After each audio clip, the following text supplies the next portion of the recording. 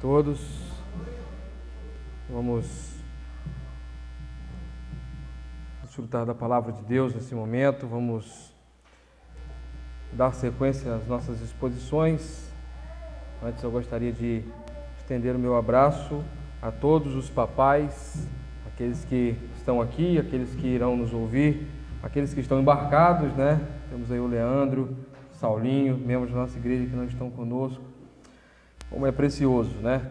Hoje pela manhã, quase na hora do almoço, enquanto eu estava agindo algumas coisas ali, eu cruzei com o general, né? Aí o general falou assim: ô, rapaz, feliz dia dos pais. Eu falei: ó, você não me deu feliz dia dos pais, né? Mas eu gostaria de estender esse abraço, né, carinhoso, não só ao general, né? Eu queria ter um pai vizinho meu como general é para mim, né? A gente conversar aquele final de tarde, bater aquele papo, isso é muito bom, isso é muito prazeroso, né? E a gente deve valorizar, assim, os pais da nossa igreja que têm buscado ensinar os seus filhos no Evangelho, se dedicar para que a igreja possa ser edificada e suas famílias também fortalecidas. Então, que Deus possa nos dar graça sobre graça para essa nobre tarefa, nobre missão que é ser pai. Eu agradeço muito a Deus, porque eu não tenho dúvida alguma que é uma das melhores bênçãos, uma das maiores bênçãos que eu tenho aqui na terra é ser pai. É muito precioso para mim a bênção da paternidade. A gente sempre fala lá em casa que o que muito custa, o que muito vale, né? E ter filhos é isso, irmãos. É custoso, é um caminho que nos exige, mas muito vale, né? Acho que a maior herança que a gente pode deixar para essa terra são os nossos filhos. O maior fruto que a gente pode deixar nessa terra são os nossos filhos. Talvez eles sejam os nossos verdadeiros herdeiros do legado, né? E isso é muito grande. Isso é muito grande. Num tempo, eu estava olhando ainda há pouco, antes de vir para cá, no grupo da PEN, alguém me colocou assim, os desafios para ser pai hoje, ou alguma coisa nesse sentido, né? A transformação de um menino para que ele seja um dia um pai. E a nossa cultura, ela cada vez mais fomenta, dentro do seu ideal de liberdade, que ter filho tira essa liberdade e atrapalha, né? E a gente vê cada vez mais jovens que você vai conversar e o cara acha o negócio de ter filho é muito difícil, acho que não é para mim não. Num tempo em que a juventude, né, foge de compromissos, ter filhos é praticamente um dos principais tormentos para um jovem nos dias de hoje. E quando isso não acontece desencadeado, isso não acontece. E isso é um desafio para os nossos dias. Ensinar jovens a serem pais, a ter uma mentalidade de um pai segundo as Escrituras, para que esses possam, quando se casarem, ter esse princípio estabelecido na sua vida. Dar filhos, ter filhos, é uma grande bênção. Nós devemos orar, né, pelos nossos pais e também orar por aqueles que virão um dia a ser pai. Orar pelos nossos jovens, né, para que eles deem frutos no seu tempo, para que eles sejam pais abençoados. E também orar para que Deus sustente os nossos papais, né? Como nós saímos, voltamos a casa, os nossos filhos estão ali, nós temos as nossas tarefas e entre todas as nossas tarefas temos uma demanda que é uma das nossas prioridades, é o exercer da nossa paternidade. Crianças hoje estão carentes da figura paterna. Carentes. Quantos jovens eu conheço, quando eu trabalhei com os embaixadores ali na Jardim do Senhor, a gente tinha uma dinâmica ali de conhecer o âmbito familiar, e eu via um lapso na formação do caráter daqueles meninos pela ausência de um pai, né? A falta da presença de um pai, a ausência da paternidade, ela gerava uma lacuna que modo direto, afeta na sociedade, de modo geral. Então, para muitos meninos que não têm pais, que Deus levante referências para que exerçam a sua paternidade missional, uma paternidade missional nos nossos dias. É olhar para crianças, para meninos que estão completamente perdidos sem referências e se colocar como referência. Isso é desafiador. Isso é um chamado do Evangelho, irmãos. É um chamado do Evangelho. O Evangelho, ele nos apresenta a adoção, né? Nós somos adotados em Cristo. E de muitas maneiras nós podemos exercer essa adoção na paternidade missional, de modo que nós passemos a ser referências em uma sociedade com cada vez menos referências do que é ser um homem. Que é ser um homem. As marcas de um homem. O caráter de um homem. O viver de um homem. E é um efeito cascata. À medida que a gente vai perdendo as referências, o resultado cá embaixo não tem outro esperado não, irmão. É de fato que a gente tenha cada vez uma juventude mais delinquente, sem princípios estabelecidos e que busquem exercer a sua função na sociedade. A funcionalidade do homem, ela vai ficando caída, irmão. É um fato. Nós podemos fazer uma constatação rápida ao nosso redor e nós vamos ver e ter a certeza, com a nossa própria constatação, é que existe uma carência ou existe uma ausência de referências paternas seguras à luz das Escrituras e de referências paternas masculinas que possam exercer esse ensino, essa direção. Então, nós precisamos orar para que os nossos pais, a começar em mim, possa ser referência para os da nossa casa, para aqueles que por causa do Evangelho nós nos colocaremos e seremos colocados para exercer essa bênção, né? E que Deus nos ajude com a sua maravilhosa graça. Quero orar então nesse momento por essa causa. Neemias disse: por essa causa me colocarei de joelhos. Eu também quero orar por essa causa, me apegar ao Senhor por essa causa. Deus, nós queremos pedir ao Senhor para que o Senhor fortaleça os nossos pais. Que o Senhor possa nos fazer, ó Deus, pais segundo a Tua palavra, Senhor. Nesse desafio tremendo de poder ser luz do Senhor, ó Deus, para os nossos filhos, ser proteção, segurança, provisão, ser cuidado, zelo. Ó Deus, nos ajude, Senhor. E que nós possamos, ó Deus, estar em alerta sempre, para que o Evangelho não se perca de vista na vida dos nossos filhos, ó Deus. Deus nos capacita, porque talvez seja essa a missão mais incrível, nobre e por excelência exigente que nós venhamos exercer na sociedade, a missão de pai. Não nos permita negligenciar, ó Deus, essa missão. Nos ajude, Senhor, nessa missão de ser pais segundo o Evangelho, ser pais conforme o Senhor requer de nós. Ó Deus, e que mesmo aqueles que não tiveram uma referência nos seus pais do Evangelho, o Senhor, por causa da sua graça, lhes dê condições de serem excelentes referências para os seus filhos. A sua graça é maravilhosa, porque ela nos capacita a isso, Senhor. Deus, eu te peço, meu Pai, que o Senhor venha nos fazer pais referência para a nossa casa e para aqueles, ó Deus, que por causa da incredulidade, por causa da cultura, por causa da varredura do divórcio, das lutas que as famílias enfrentam, dos abandonos que as crianças têm, nós possamos exercer, ó Deus, essa paternidade missional, de modo que, acolhendo, acompanhando e sendo referências por causa do seu Evangelho, nós possamos conduzir muitos ao Evangelho, Senhor. Em nome de Jesus, nós te suplicamos, ó Deus.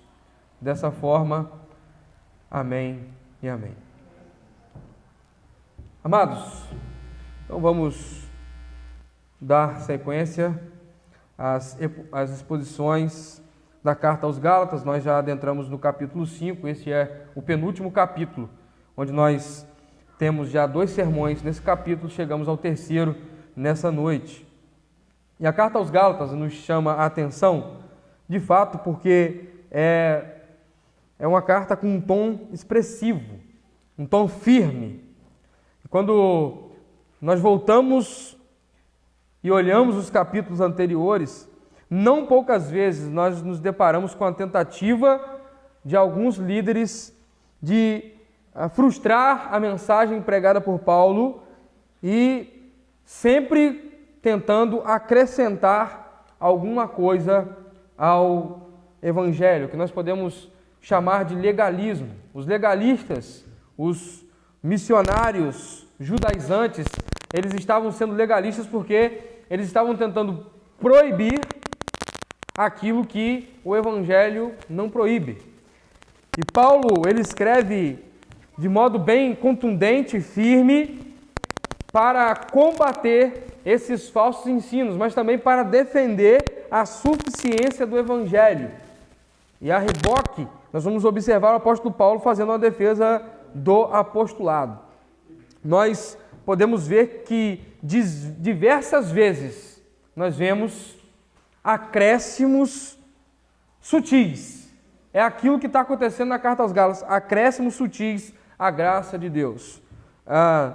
É um óleo ungido, é o copo d'água em cima da televisão, são as mínimas questões que nós observamos do faça isso para ter a salvação, faça isso e Deus vai te acrescentar aquilo, e essas trocas sutis, esses pequenos detalhes, eles são acréscimos à graça, e por isso eles são considerados legalismo. Nós não podemos permitir que nada seja colocado do lado da graça de Deus.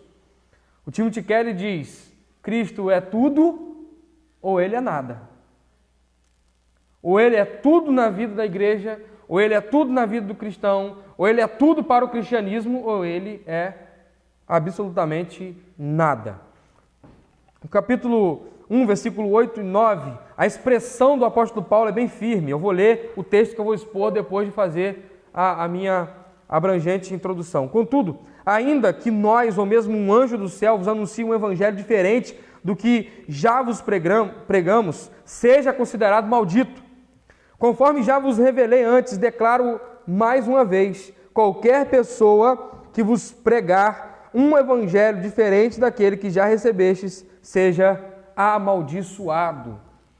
Há aqui uma expressão firme de um combate a qualquer outra coisa que seja colocada no lugar, junto, ou que venha se tirar alguma coisa do Evangelho. Foi com essa firmeza que Paulo exortou os Gálatas quanto ao desvio deles da verdade, do Evangelho verdadeiro, das Sagradas Escrituras, em Gálatas capítulo 1, versículo 6, quando ele vai dizer: eu estou perplexo que tão depressa vocês abandonaram, vocês perderam, vocês saíram do Evangelho.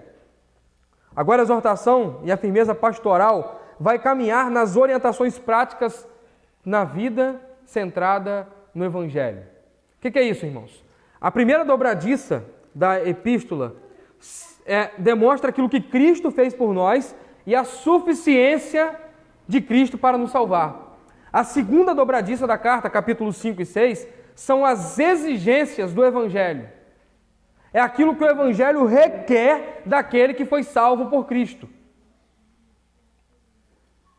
Nós não podemos fazer nada para ser salvos, mas os salvos fazem alguma coisa porque são salvos. Quando nós olhamos para a perspectiva do esquema das doutrinas da graça, e quando eu digo esquema, é a estrutura das doutrinas da graça, nós vamos ver que ela nos propõe uma salvação exclusiva de Cristo e nos exige um comportamento nos moldes daquilo que Ele fez em nós.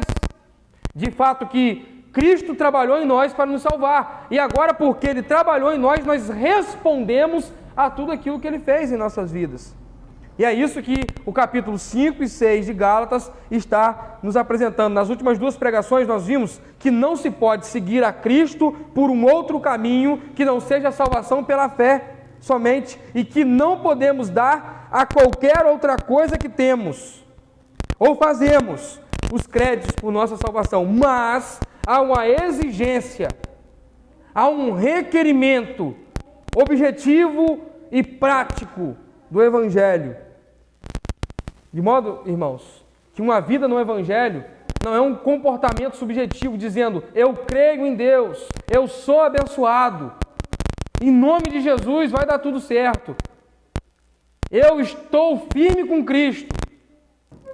O nosso comportamento em Cristo, o nosso comportamento no Evangelho não é uma expressão labial, sonora que nós dizemos, mas é algo prático, visível, notável, e que ninguém pode transferir isso somente requerendo ou dizendo que é, mas vivendo. É um indicativo. Nós tínhamos, na primeira parte, não questões indicativas, objetivas. Agora não. Agora nós temos os indicativos, que são aquilo que o Evangelho exige de fé prática. O que nos está proposto desde o início do capítulo é que Cristo fez, o que Cristo fez por nós, exige-nos uma resposta. Inicialmente, Paulo está dizendo o seguinte, vocês foram libertos em Cristo, capítulo 5, versículo 1. Vocês foram libertos para a liberdade. É para a liberdade que Cristo vos libertou. Ou seja, Cristo não fez uma obra e nos deu liberdade para que nós ficássemos ainda voltando às antigas práticas da lei, ou à escravidão do pecado, uma liberdade contínua, verdadeira e segura. A primeira exigência é essa. Não tente acrescentar nada, ou fazer nada, ou não tente caminhar na prática da lei, na circuncisão, depois que vocês já começaram pela fé. E o que nós podemos observar, conforme diz Efésios capítulo 2, versículo 1, Ele nos vivificou, estando nós mortos nos nossos delitos e pecados. Essa é a verdadeira liberdade que Cristo nos dá. Antes nós não tínhamos nenhuma reação, nós estávamos sendo conduzidos e caminhando sem reagir. Estávamos mortos. Não reagimos à verdade, nós não reagimos nem mesmo à nossa própria imundícia do pecado, nós estávamos adormecidos, mortos. Morto não faz nada, morto nem respira, nem escolhe, não decide, não tem nenhuma ação de resposta e não está pronto a reagir a exatamente nada à sua volta. Morto é morto. Estão dentro do caixão, não podem fazer nada. Não escolhem o túmulo que vão ser enterrados. Às vezes morrem na família e tem de cá e de lá, das duas famílias. Vai botar onde? Vai botar onde eles quiserem colocar. O morto não vai decidir onde ele vai. Não vai decidir a velocidade que o carro da semáforo da vida longa vai levar ele. Não vai decidir nem em qual cemitério ele vai ser enterrado. Morto não decide nada. Por isso que Cristo nos dá vida. Nós estávamos mortos, Ele nos dá vida. E agora que nós temos vida, nós somos libertos, primeiro, da morte eterna. Depois, nós somos libertos de estarmos conduzidos sem nenhuma reação, anestesiados pelo pecado.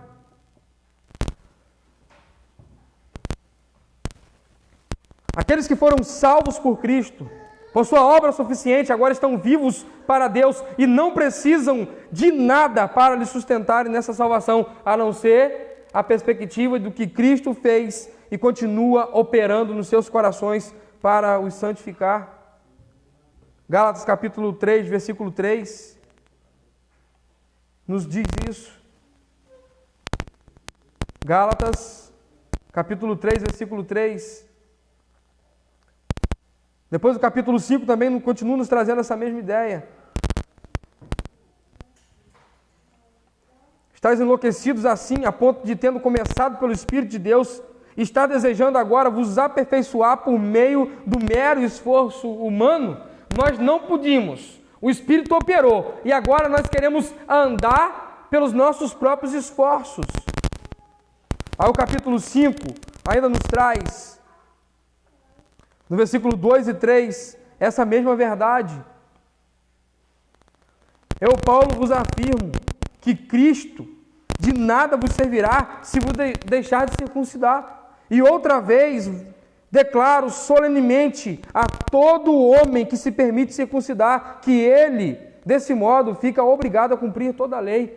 Cristo operou, nos deu vida, nos libertou, e agora nós queremos, já vivos... peraí, Jesus, show, obrigado, mas daqui para frente eu assumo. Deixa comigo.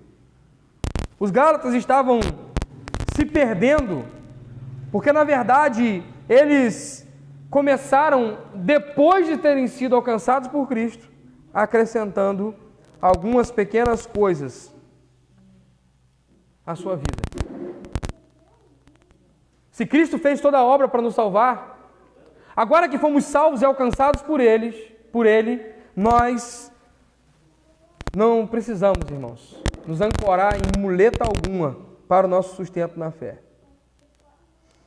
Então chegamos aqui no texto que eu quero olhar com os irmãos. E o tema que o texto nos apresenta é esse: fomos libertos, e aí vem a exigência dessa liberdade, para servir uns aos outros. Fomos libertos para servir uns aos outros. Capítulo 5, versículo 13 ao 15. Capítulo 5, versículo 13 ao 15. Se você quiser acompanhar, está na tela. E eu agora vou compartilhar a minha tela para os irmãos também olharem junto comigo o sermão que vai ser apresentado para os irmãos. Se coloque de pé e vamos ler a palavra de Deus nesse momento.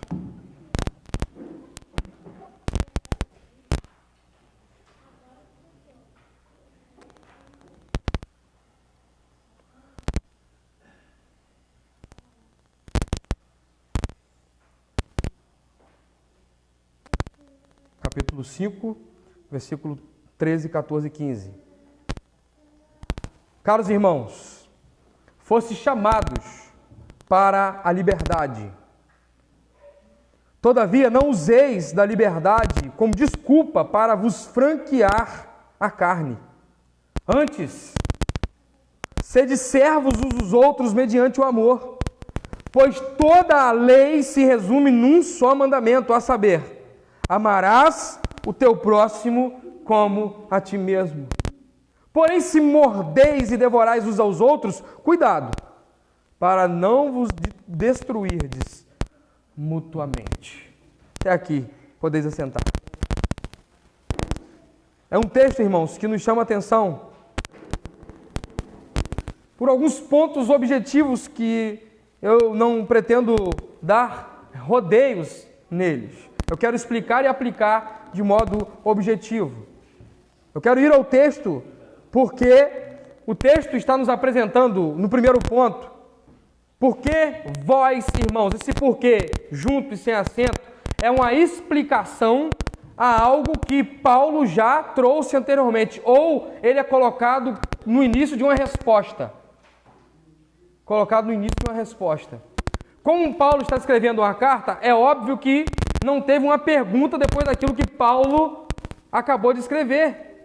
Mas Paulo, pensando com a mente dos Gálatas, ele já responde a algo que poderia ser apresentado.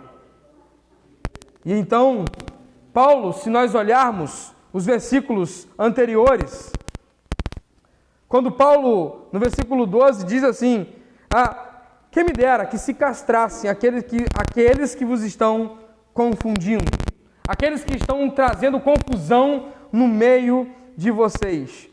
A ideia que Paulo está apresentando no link de um texto para o outro aqui, meus irmãos, é a seguinte: aqueles falsos ensinos, aqueles combates que Paulo estava sofrendo, que os Gálatas estavam recebendo de um falso evangelho, estava causando divisão e por isso estava trazendo conflito para os Gálatas. E por isso ele está respondendo algo que o próprio contexto expressa. A divisão, o conflito, as lutas. O versículo 8, 9 e 12 nos apresenta isso, quando nós vamos observar que Paulo está dizendo: vocês receberam o Santo Evangelho e existem outras pregações, e isso não provém do Senhor. Essa persuasão, versículo 8, não provém do Senhor.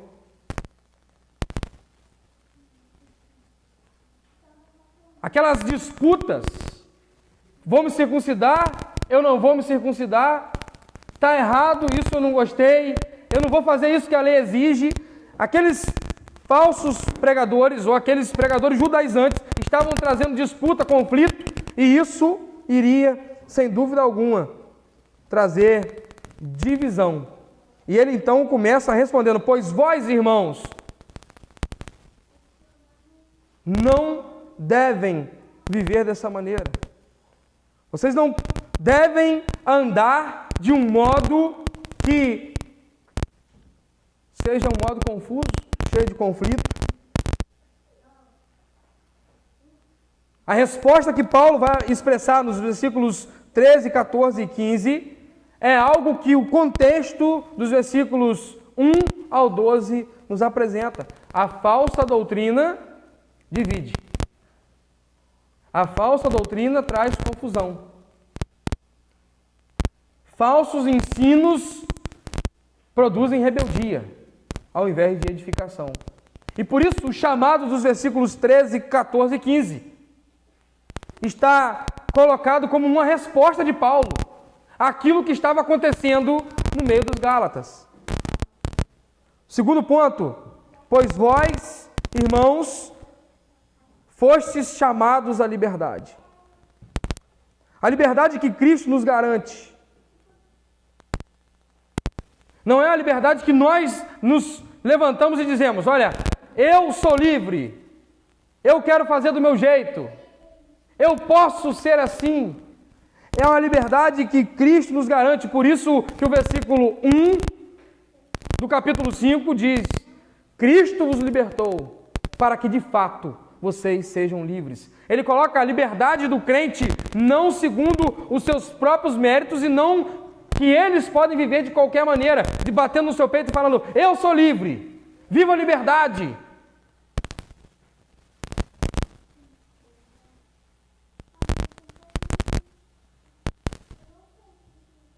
Durante um tempo, essa perspectiva era algo que a humanidade toda lutava por ela. E tanto tem até uma estátua, a estátua da liberdade. Que liberdade aquela estátua representa? Que liberdade o ser humano está atrás, correndo atrás, lutando para ter o tempo todo? Liberdade econômica, os países lutam para ter. Liberdade religiosa, muitos países lutam para ter. Outros tantos estão lutando nesse momento para manter. Mas para qual liberdade Cristo nos chamou? A liberdade que Ele nos garante, a liberdade que Ele nos dá. E o que a carta, o contexto da carta, nos apresenta é o seguinte: se correr, o bicho pega, e se ficar, o bicho come. Como assim? A lei ou o pecado? Os Gálatas, no seu contexto imediato, uns diziam: eu estou garantido pela lei. Outros estavam mergulhados no paganismo, no seu pecado, na sua idolatria, no seu culto pagão, nas suas muitas crenças politeístas. E de uma forma ou de outra, Paulo está dizendo, de um jeito ou de outro, de um ou de outro, não importa. Eles eram escravos. Ou da lei, ou do pecado. Não, estou tranquilo com a lei. Escravo. Não, eu estou livre para pecar, eu estou mergulhando no pecado, estou satisfeito. Escravo. Eu me lembro de uma ocasião, estava entregando carta em determinado bairro de Campos, e aí, muito tempo trabalhando naquela mesma área, rodando e tal, aí comecei a conhecer, né, a vizinhança, o povo, sabia onde podia deixar, onde não podia, quem podia receber para quem. E aí eu conheci, em determinado lugar, dois jovens, homens, seus 30 anos, naquela época. E aí, todo dia que eu passava naquela obra, na hora do almoço, quando eu atrasava um pouquinho que eu passava na hora do almoço, um cheiro de maconha danado, uma caatinga de maconha danado. Até que com a liberdade da convivência, um falou bem assim: rapaz, tá sentindo essa caatinga? É o bichinho. Tá lá, todo dia depois do almoço, ele fuma um baseado. E ele fala que não é viciado, não. Aí no outro dia eu passei, ele estava lá. Eu falei: ó, já almoçou? Ele já. Aí o outro riu lá de cima. Eu, gaiato, falei: daqui a pouco você vai apertar, né? Ele falou assim: não, opa, que isso? Eu falei: para, larga essa. Você falou com seu companheiro que você não é viciado, não. Fica sem e faz o teste, se você é viciado, se você é escravo ou não. Aí o outro gritou lá de cima: eu não falei que o teste para você ver se você era viciado ou não era você ficar sem? E aí no outro dia, resultado, eu vim na minha bicicletinha e o outro gritou: não conseguiu trabalhar o resto da tarde, ficou inquieto para lá e para cá, não me ajudou em nada, eu trabalhei sozinho o resto da obra todinha. E é assim, às vezes nós achamos que estamos livres fazendo o que nós queremos e gostamos. E aquilo não nos incomoda mais. E nós estamos, na verdade, verdadeiros escravos. Na essência, o escravo é aquele que está ali, foi comprado e está sob o jugo e ele já nem reclama mais. Ele já sabe que ele é um escravo. Ele está bem sendo escravo.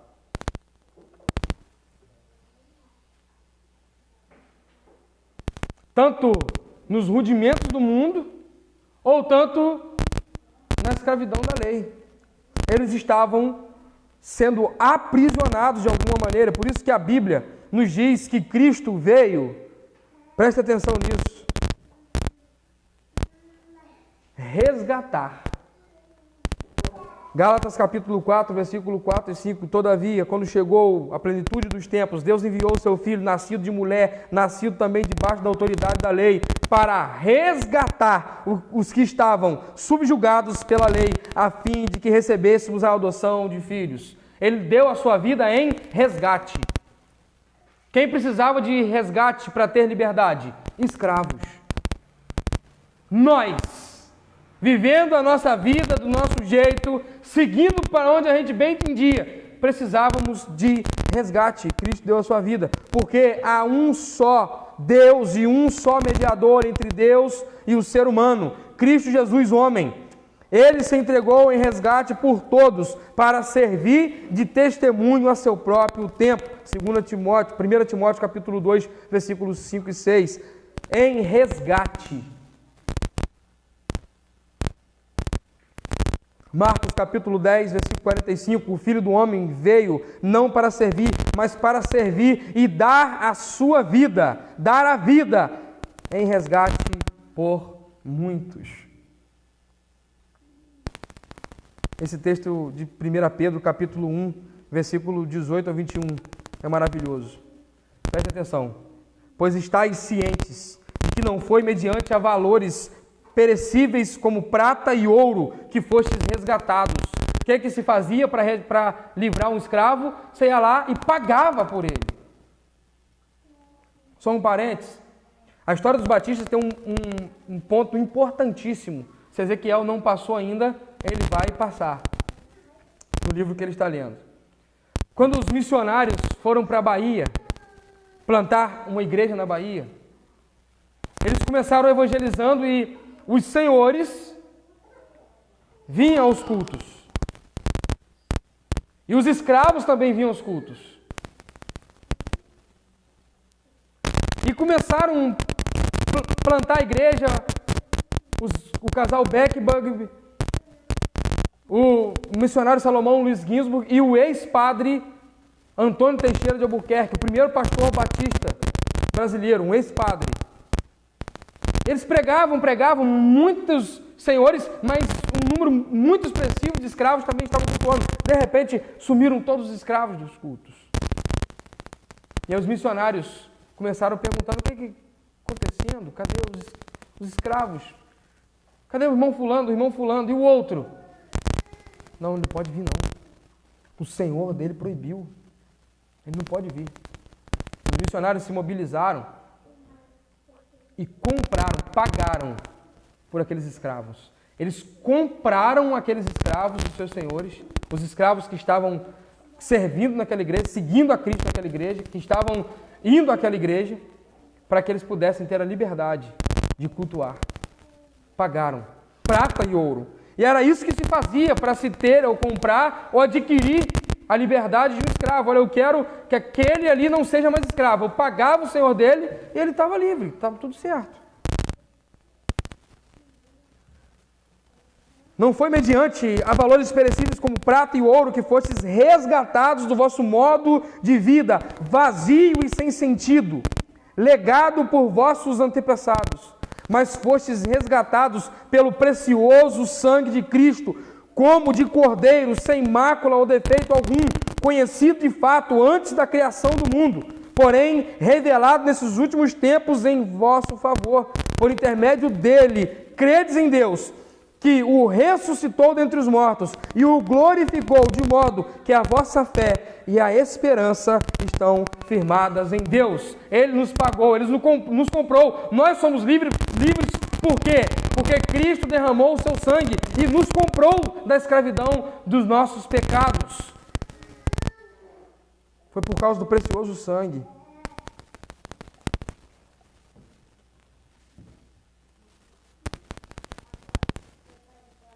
Temos aqui, foste chamados à liberdade. Você é livre em Cristo. Se o Filho vos libertar, verdadeiramente sereis livres. Terceiro ponto, não useis da liberdade para dar ocasião à carne. O que é dar ocasião à carne, irmãos?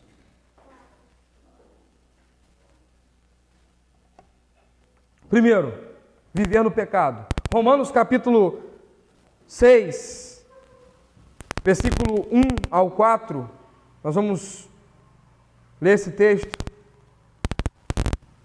Romanos, capítulo 6, versículo 1 ao 4, nós vamos então observar o que está nos colocado sobre liberdade, sobre ter Cristo e agora sou livre, o que eu faço com essa liberdade? Então, qual seria a conclusão? Devemos continuar pecando a fim de que a graça de Deus ainda mais ressaltada, seja ainda mais ressaltada? Qual o contexto? Romanos capítulo 5, versículo 20. Onde abundou o pecado, superabundou a graça. Aí o que os romanos estão falando? Opa, beleza. Se onde tinha pecado, ou onde tem pecado, vai ter muito mais graça, então vamos pecar muito para que tenhamos muito mais graça. Ele responde, versículo 2, de forma alguma. Nós que morremos para o pecado, como seria possível desejar viver sob o seu jugo? Aqueles que foram libertos, o que Paulo está dizendo, eles não querem mais viver no jugo do pecado. Ou ignorais que todos nós que fomos batizados em Cristo Jesus, fomos igualmente batizados na sua morte. Portanto, fomos sepultados com ele na morte por meio do batismo, com o propósito de que, assim como Cristo foi ressuscitado dos mortos mediante a glória do Pai, também nós vivamos uma nova vida. Um crente liberto, um crente alcançado pelo Evangelho, ele foi liberto dos seus pecados. E ele vive uma nova vida. 2 Coríntios capítulo 5, versículo 17, eis que aqueles que estão em Cristo, aquele que está em Cristo é nova criatura, as coisas velhas já passaram e eis que tudo se fez novo.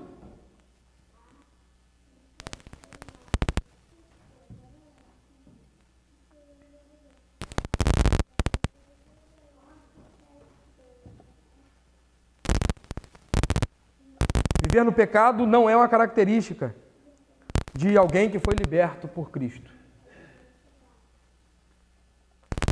Segundo, viver no regime de uma antiga aliança. E aqui eu quero que os irmãos percebam que ainda nos nossos dias há algumas exigências da antiga aliança por causa de péssimas interpretações da antiga aliança. Quando nós falamos assim, olha, vamos estudar sobre o aliancismo, vamos estudar sobre o Evangelho Antigo Testamentário, Deuteroevangelho, o Proto-Evangelho.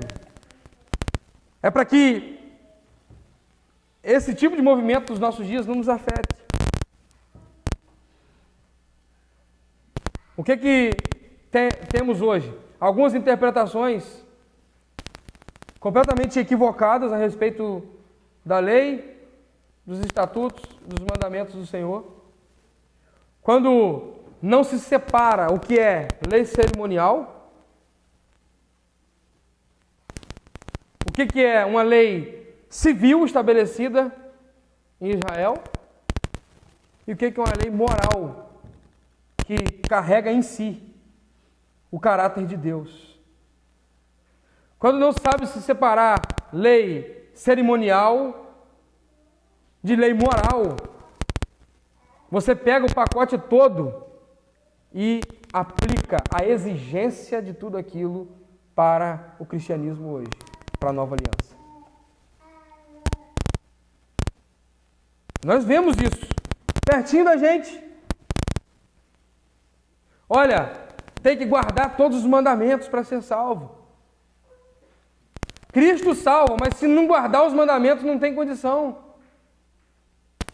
E a gente fala, não, a gente guarda, a gente percebe que a moral de Deus, a ética de Deus está contida ali nos mandamentos. E depois que recebemos o Evangelho em nossos corações, somos capacitados a ver, enxergar e praticar isso. Não. Mas se você guardar todos os mandamentos e não guardar o sábado, você vai para o inferno.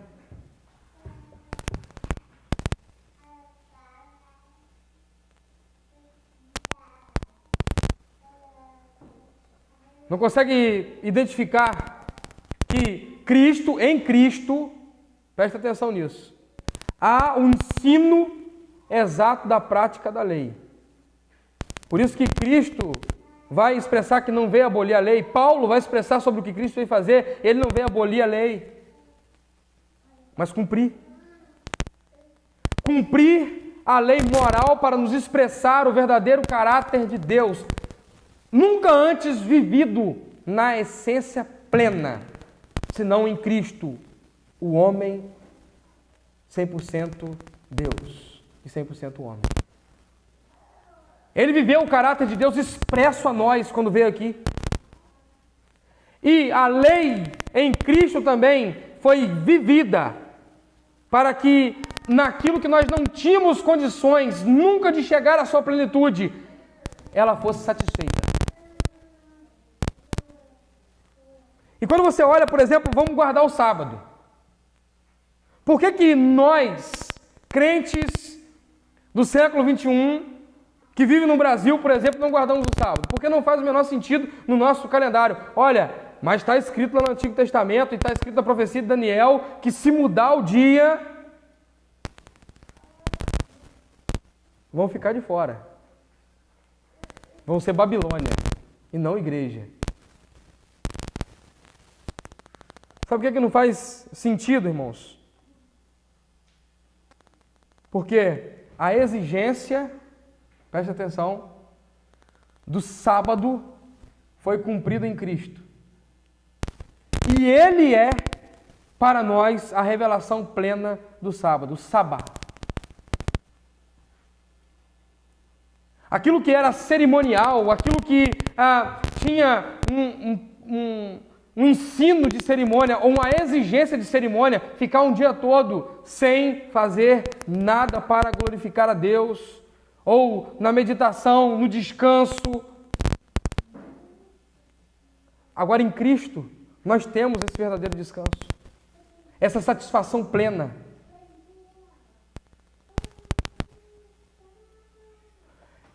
Esse deleite perfeito que o sábado, ou o sabá antigo testamentário, propunha. Por isso que eu posso não guardar o sábado, e aí tem uma série de explicações. Quem que criou o domingo? Por que eu guardar o domingo? A igreja primitiva seguia qual? Posso apresentar tanto argumentações históricas quanto argumentações bíblicas para dizer que o domingo para a igreja neotestamentária é o certo. A ressurreição de Cristo é uma delas. Quando Cristo ressurge? No domingo. Enfim, é um leque que nós não precisamos abrir tanto no momento. Mas nós fomos livres em Cristo para não dar ocasião à carne. Não podemos dar ocasião à carne usando essa liberdade. Porque para os Gálatas isso faz muito sentido. Quando ele diz sobre a circuncisão, não se permita circuncidar, não volte aos rudimentos da lei. Era o quê? A exigência de dar ocasião à carne viver o regime de uma antiga aliança. O que Paulo está estabelecendo em não dar ocasião à carne para o contexto imediato é: não volte de novo às práticas da antiga aliança, às exigências impostas por rituais antigos. Não se ponha à circuncisão, não se ponha às exigências cerimoniais da antiga aliança. E terceiro, não dar ocasião à carne, ou não usar da liberdade para dar ocasião à carne. O que isso significa? O que é dar ocasião à carne? Viver para si mesmo. Estamos cheios de crentes sentados nos bancos da igreja que estão vivendo para si mesmo. Eles são dedicados aos seus próprios interesses. Eles são aplicados às suas zonas de conforto. Eu sou livre em Cristo e eu posso fazer o que eu quero. E se eu posso fazer o que eu quero, eu escolho. Isso eu não quero.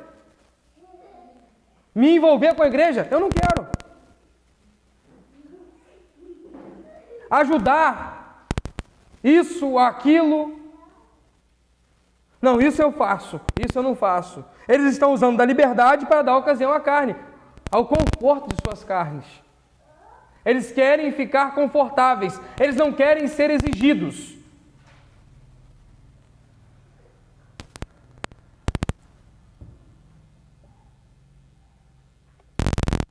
Eu sou salvo. Eu só quero ir na igreja no dia de domingo e bater meu ponto e está tudo certo. Isso é dar ocasião à carne, irmãos. Dar ocasião à carne nem sempre vai dizer a respeito de uma prática pecaminosa, escandalosa na sociedade. Mas quando você priva o seu irmão de ter convívio, relacionamento, aconselhamento, você está dando ocasião à sua carne. Eu estava almoçando domingo passado lá no Panorama e depois que a gente já tinha almoçado, as crianças estavam brincando, a gente estava conversando ali. E aí eu percebi que um senhor de mais ou menos uns 70 e poucos anos, ele foi sair junto com a sua senhora e na hora que ele foi para o carro dele estava com o pneu furado. Ele rodava o carro para lá e para cá, sem saber o que fazer. Aí eu olhei para ele e me aproximei, falei, amigão, furou, né? Eu já falei com ele, vamos trocar? E ele abriu o porta-mala, eu arranquei o step, arranquei o macaco. E ele me fiscalizando muito bem, aquele senhorzinho todo retinho, cuidado para não amassar, bota na moça certinho aí. Ele me rodeando. E eu fazendo, e ele me rodeando. Aí eu falei assim, vai afrouxando a roda enquanto eu vou levantando o macaco, para a roda não ficar frouxa. Ele foi lá, baixou, soltou. Aí fala, a gente vai ficando velho, vai ficando difícil, né? Troquei, joguei o step no lugar, peguei o pneu, coloquei no lugar e falou assim, ainda bem. Porque eu ia tocar lá para a cidade com o pneu puro do jeito que estava, porque eu sozinho não ia trocar. Sabe o que é isso? É não dar ocasião à carne. Eu podia muito bem, eu estou com a minha família almoçando, eu estou tranquilo, eu estou com os meus amigos, eu não quero saber disso. Afinal de contas, a sociedade está dizendo assim, cada um que resolva o seu problema, eu já tenho o meu. Pastor, eu já estou cheio de lutas, eu tenho um monte de provação, eu quero me envolver com provação dos outros. E aí você despreza o que a palavra de Deus nos diz, levai os fardos uns dos outros. O chamado do Evangelho não é um chamado para viver para si mesmo. Porque na verdade não é você mais vivendo, capítulo 2, versículo 20, mas Cristo vive em nós. E se Cristo não poupou a sua própria vida, por que você está poupando a sua vidinha? Está aí se colocando dentro de uma vitrine para ser um crente modelo exposto. Crente não foi chamado para ser um manequim de Cristo, mas para ser o próprio Cristo vivendo no meio da sociedade. O Evangelho nos chama a vivermos uma vida prática.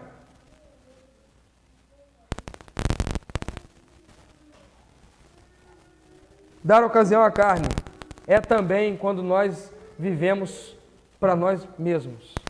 Tá bom, meu próprio umbigo. Vou cuidar de mim. Já tenho os meus problemas. Não quero me envolver. Quarto ponto. E aqui, por que nós não podemos dar ocasião à carne e viver para nós mesmos? Porque o texto nos diz, sede servos uns dos outros. Ao invés de disputa por superioridade, a vida e obra de Cristo Jesus nos leva ou nos eleva ao padrão de servos uns dos outros. O que estava acontecendo ali no meio dos Gálatas? O evangelho dos judaizantes chegou, o falso evangelho, o outro evangelho. E começou falando, olha, você tem que circuncidar. Aí um circuncidava, o outro também, e eles começavam dizendo, eu, além de ter a graça de Deus, eu também me circuncidei. Então eu sou o superior, eu sou o maior, eu sou o melhor. A obra de Cristo não nos coloca em uma disputa por superioridade, mas nos eleva, um padrão elevadíssimo, de sermos servos uns dos outros. Fomos libertos para servir. E é uma dualidade, né? Fomos libertos para servir. Como eu saio do regime de escravidão e agora eu me torno escravo de novo? Não. Na escravidão do pecado éramos presos e amargurados naquela vida. O contraste é que agora nós somos servos alegres. O Evangelho nos dá a alegria de servir. E ele nos coloca numa categoria elevada de saber e entender que nós somos servos. Naquela vida de escravos, nós ferimos e éramos feridos. E agora nós amamos e somos amados, sendo servos. Tim Keller disse: o Evangelho destrói com justiça a motivação que você tem para pecar e elimina por completo a necessidade e a razão que você tem de viver como bem entende. Quantas vezes nós queremos apresentamos uma autojustiça, né? Para pecar. É aqueles que planejam os seus pecados à luz das Escrituras.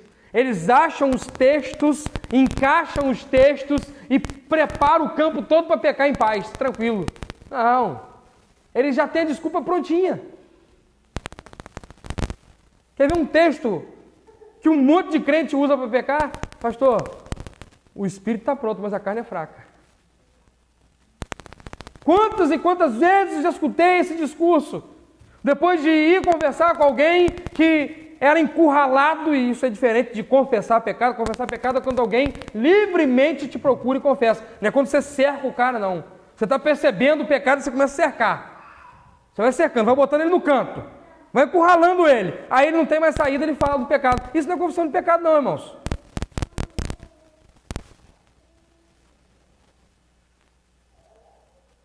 Isso é o pecado espremido, né? Espremeu e soltou o pecado. Aí quando ia conversar e o cara já vinha, falava, não tinha mais saída, ele falava assim: pastor, enfim, é difícil, né? Você sabe que a carne é fraca. E aí tem eu não sei nem de quem que é essa fala, mas alguém já disse isso. O pecado a carne é fraca. E o pecado não é vitamina de abacate. A carne é fraca, mas o pecado não é vitamina de abacate. Não há desculpas, irmãos. Essa justiça pessoal para nos apresentar em pecado é ir contra a liberdade que Cristo nos garante. Essa necessidade e razão que nós temos, talvez imposta pela cultura, pelo tempo,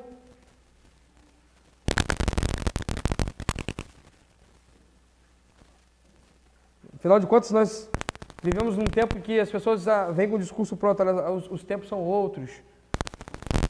Eu tenho uma razão para viver como eu estou vivendo, eu tenho um ideal de vida, os idealistas.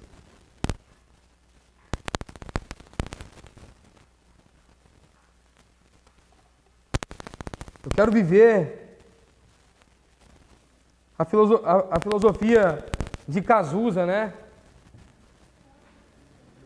Ele canta ideologia, eu quero uma para viver, e a pessoa acha uma ideologia, busca uma ideologia, está o tempo todo tentando achar alguma coisa para fazer sentido à sua vida. Para aqueles que foram libertos por Cristo, a essência de sua vida é viver como Cristo viveu.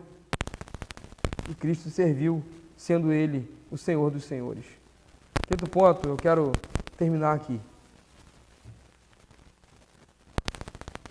Quinto ponto é esse: quer guardar a lei? Ame. O apóstolo Paulo, como sempre, ele é magistral para fechar um assunto. Eles estão disputando entre si.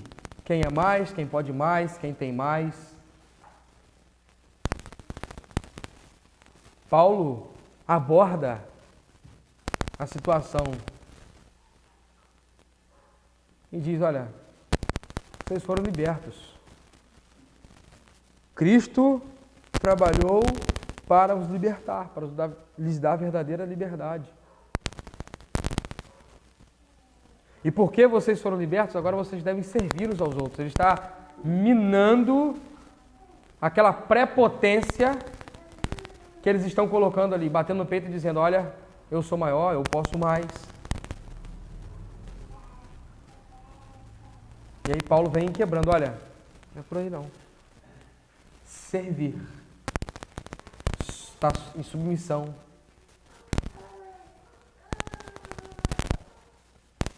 E aí ele vai usar o versículo 14. Todo mandamento se resume nessa lei. Amarás o teu próximo como a ti mesmo. Ele está citando aquilo que Cristo disse em Mateus capítulo 22, versículo 37 e 39, depois de ser abordado por um fariseu, o mestre da lei. O que eu vou fazer para ser salvo, então? A lei, então, ela está menosprezada, não serve para nada. Cristo vai dizer, tudo na lei se resume nisso. Amar a Deus sobre todas as coisas e o seu próximo como a ti mesmo. E Paulo fecha o assunto dizendo o seguinte, olha, vocês querem guardar a lei? Eu preguei o evangelho, vocês estão se vangloriando na lei? Vocês estão cheios de vanglória, dizendo que agora foram circuncidados e agora tem a lei, vocês aprenderam o que tem que fazer por intermédio da lei. Show! Mas vocês estão conflitando entre vocês, brigando. Vocês estão tendo disputas. Vocês estão tendo um monte de questão aí que está tudo fora. Vocês querem mesmo guardar a lei? Ame.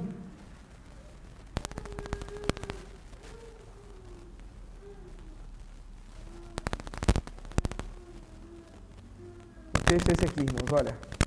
Gálatas. Olha o que Paulo está nos apresentando. Versículo 14. Pois toda a lei se resume num só mandamento, a saber, amarás o teu próximo como a ti mesmo. Eu quero guardar a lei. Eu recebi o evangelho, mas eu acho importante guardar a lei. Joia. O que a gente vê, irmãos, ainda nos nossos dias, é esse discurso, olha, eu quero seguir as leis. E aí quer guardar toda a lei antigo testamentária. Toda não, aquilo que lhes é conveniente. Ninguém deixa o cabelo crescer debaixo do sovaco. Todo mundo usa o Presto Barbinha, né? Ficar bonitinho, cortar o cabelo. Está na lei. Está na lei. Aquilo que lhe é conveniente. Vou guardar a lei do Antigo Testamento, mas furo o sinal de trânsito.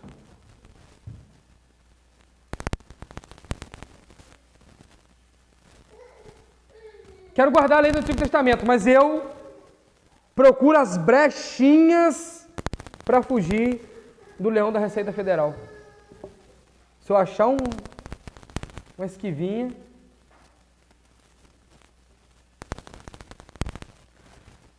e quando você fura um sinal de trânsito, você está infringindo o amar o seu próximo. Você pode furar um sinal de trânsito, alguém está vindo com o sinal aberto, bater no seu carro e você matar uma família toda, porque furou um sinal de trânsito.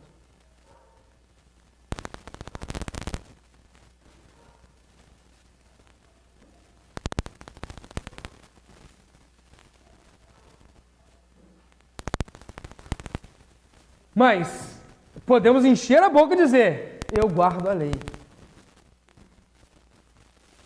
O que Paulo está falando, guardar a lei é prático. É conviver em amor. É se relacionar servindo um ao outro em amor.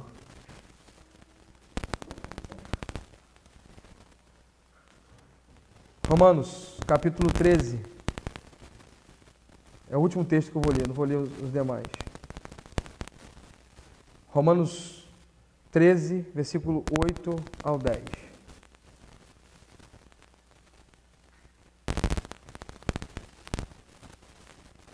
Diz assim a palavra de Deus. A ninguém fiqueis devendo coisa alguma, a não ser o amor fraterno, com que deveis vos amar uns aos outros, pois aquele que ama o seu próximo tem cumprido a lei.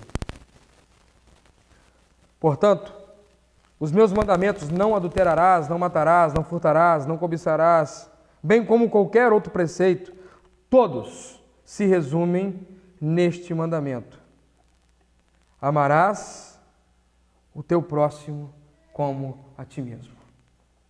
O amor não faz mal contra o próximo, portanto, o amor é o cumprimento da lei. Cristo nos libertou para que a gente venha servir uns aos outros em amor. Pastor, não conheço todo o corpo doutrinário, eu sei pouco desse monte de esquemas aí de salvação, esse monte de teologia. Fique tranquilo, irmão. O teste é: você serve o seu próximo em amor?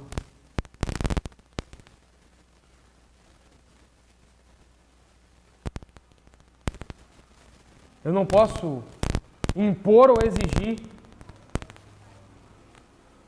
um conhecimento exacerbado de toda a teologia,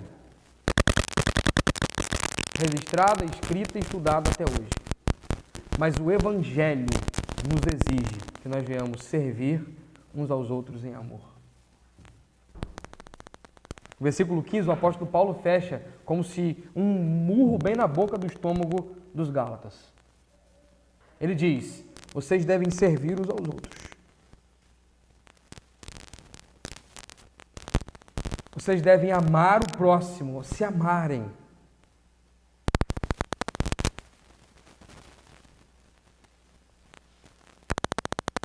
E ele fecha: porém, se mordeis e devorais uns aos outros, cuidado para não vos destruirdes mutuamente. A instrução é o amor e o servir. Eles estavam se colocando como aqueles que guardavam muito bem a lei. Não, agora nós vamos guardar a lei. Uau! Cristo, obrigado pelo que o Senhor fez. Estamos juntos. Agora eu tenho a graça, mas eu guardo a lei. E eu estou confiando nela. E por isso eu sou prepotente, por isso eu sou maior, por isso eu me imponho, por isso eu sou destacado. E aí Paulo vai dizer: vocês têm que se amar. Vocês têm que se amar, porque todos os mandamentos se resumem nessa lei. Agora, se vocês estão se mordendo, e a ideia aqui é como se fossem cachorros ferozes brigando, cuidado para não vos destruirdes mutuamente. Onde não tem serviço em amor, o que nós vamos ter, irmãos, é problema, briga e destruição.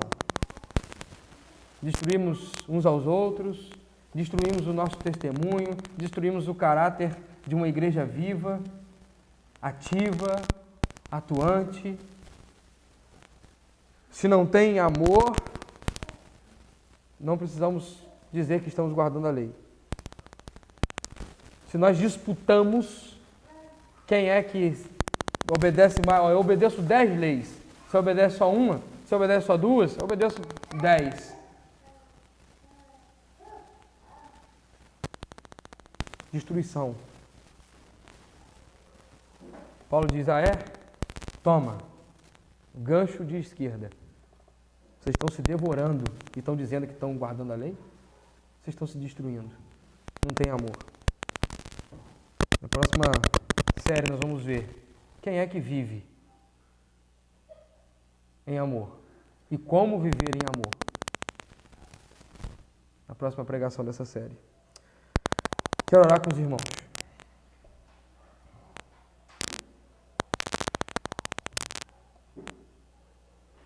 Você tem que sair daqui com o seu coração disposto a servir mais se você já está servindo, ou a servir se você não está servindo.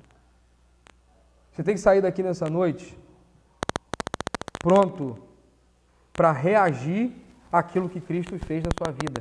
Você já lá atrás foi informado, reconheceu, mas hoje não tem o menor sentido. Você está vivendo do seu jeito, está vivendo para si mesmo. Você foi liberto, mas está vivendo uma vida em si mesmada.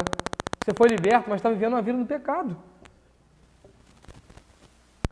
Você foi liberto, mas essa graça parece que escorreu dos seus dedos. Duas coisas podem ter acontecido. Você não teve um encontro genuíno com o Senhor Jesus, ou você está ancorando sua salvação depois de ter sido liberto por Cristo nas amuletas das obras. Aquilo que você quer, aquilo que você faz, aquilo que você pode. Eu quero te dizer, deixa a luz de Cristo iluminar o seu coração. Deixe Cristo resplandecer e aquecer o seu coração novamente, para que você sinta o desejo de expressar e reagir àquilo que Cristo fez uma vez no Calvário por você. Que você reaja servindo e que você possa reagir servindo os seus irmãos em amor. Longe do pecado, longe do domínio, longe de uma vida que se resume em si mesmo. Minha vida, talvez a vida mais triste é essa aqui, ó. A minha vida, para mim, é um fim em si mesmo.